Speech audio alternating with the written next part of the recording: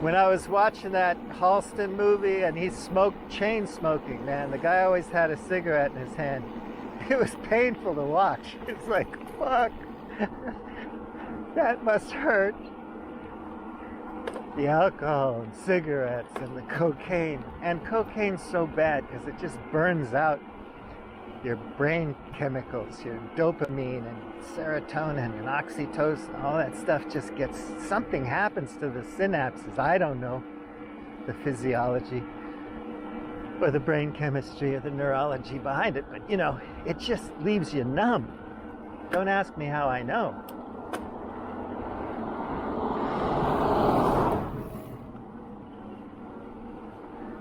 When you come down off of mushrooms, basically the next day is like a hangover. You're just exhausted because you didn't sleep.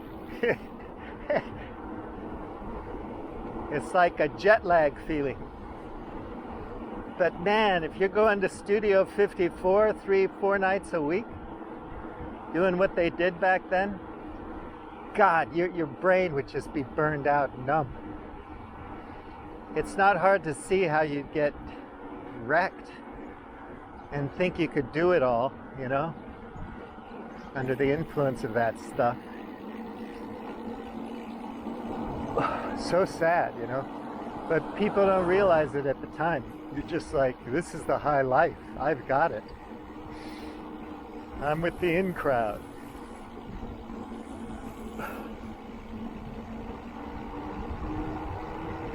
But it looks like it's painful also, really, really painful.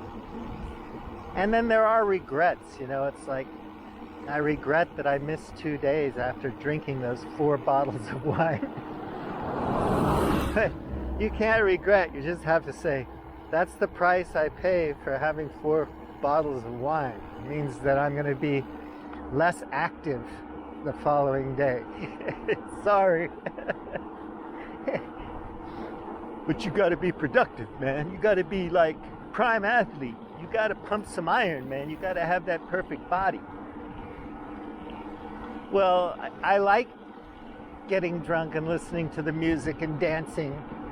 It was nice. But when you see people who do it every day, oh my God, it just looks so painful.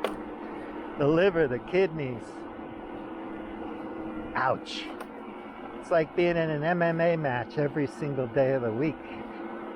And you're just getting beaten up from the inside by all these chemicals and poisons, toxins.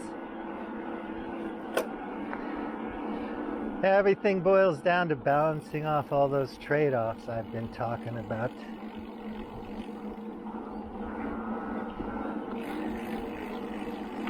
Being healthy enough to be able to have a good time when you want to.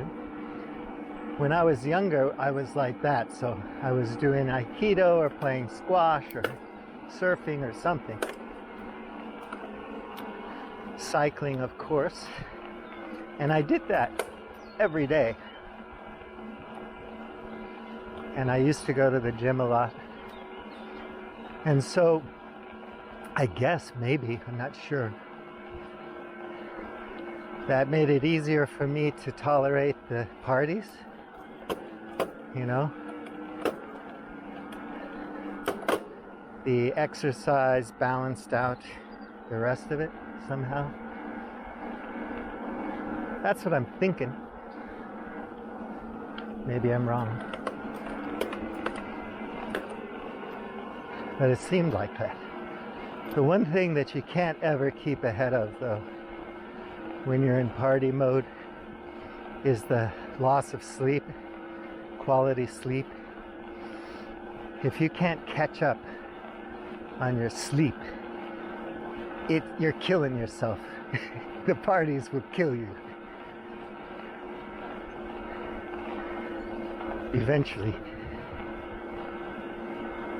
So I guess if you're lucky enough to be able to, well, I'm going to go hard for 2 days, and then I'm going to sleep the whole day next day, and I'm going to have a nice easygoing day after that, and then I'm going to hit the gym, the tennis court, and the Tour de France. I guess you can really have more longevity in your party animalness if you have the luxury of that. But most people don't, so they just burn out. It's like, I gotta go to work, you know? And so eventually they just crash and burn. And then instead of doing the sensible thing, which is say, hey, you know, basically you gotta have like your fruits and vegetables and your right amount of carbs and protein, and get a good night's sleep, do your exercise, read a book, relax a little, do some breathing exercises, and you'll be fine. We spend a lot of money on an app to get psychological advice and then go get an appointment with a physician to get prescribed more drugs that fuck with your liver and your kidneys and your brain chemistry even more. This one keeps me up, so I need this one to sleep. This one gives me high blood pressure, so I need this one to lower my blood pressure. Blah, blah, blah. Medicalize it, don't criticize it.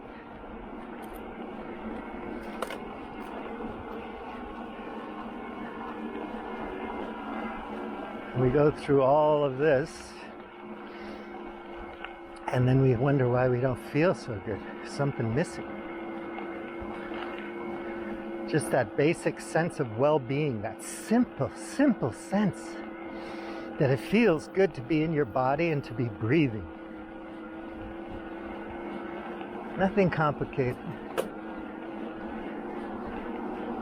Without nothing complicated, nothing difficult, or nothing expensive. Just after doing the basic things, feeling good inside your body, breathing. And saying to yourself, it's good enough, rather than nothing's ever good enough. I'm always chasing somebody, competing with somebody, or else trying not to get knocked off by somebody in the game.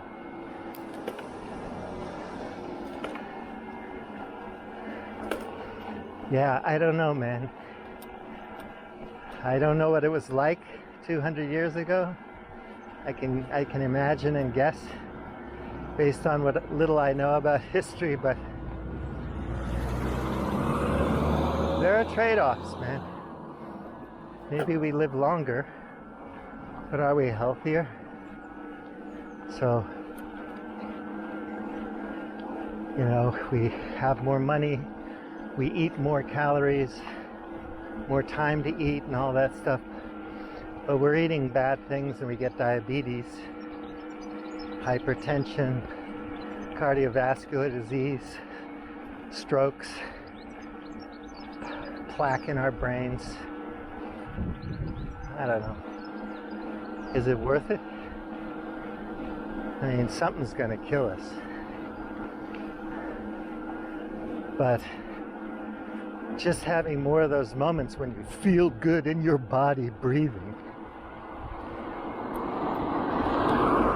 might be something really valuable to know how to sustain and do. What do I do to keep me feeling really good in my body breathing? Well,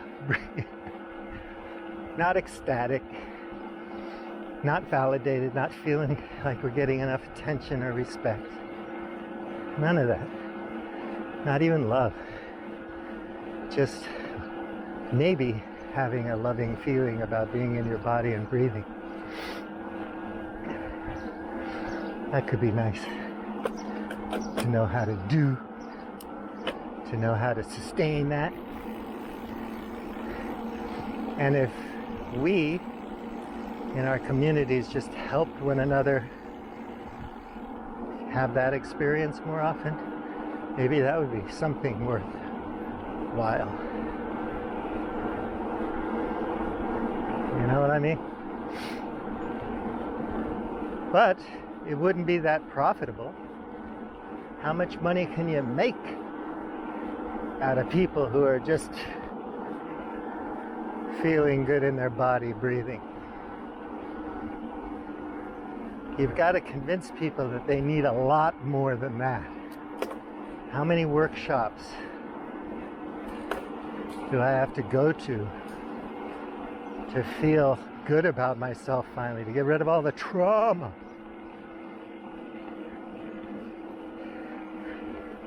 Now, I'm not saying there isn't trauma or disease or anything like that. I'm just saying that there are cultures in the world, I've been to some places in the world where people seem to feel good in their body breathing. Quality of life was there. The health was there. They're living to be 90 something. They look happy but not ecstatic. They're not rolling around freaking out about how beautiful they are all the time or smart they are. But they have enough people to laugh at their jokes and to listen to what they have to say, to feel pretty good in their body breathing. And that's a nice state of affairs, in my humble opinion.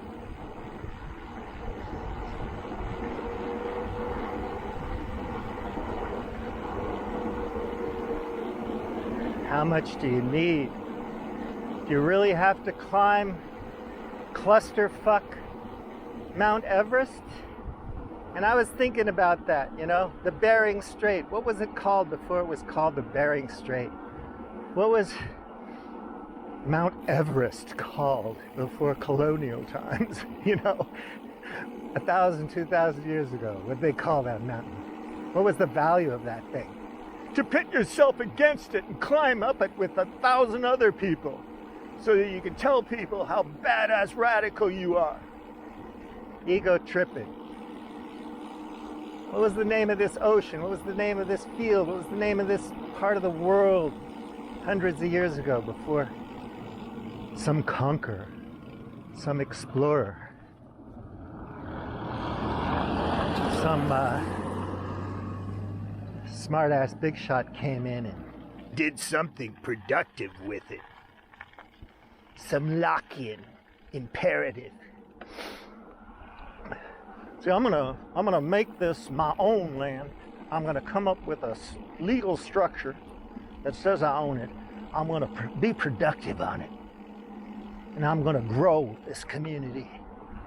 It's God's will. It's God's work, and I'm gonna call it Bulliam Tea Town. What was that place called when it was sacred? Imagine that.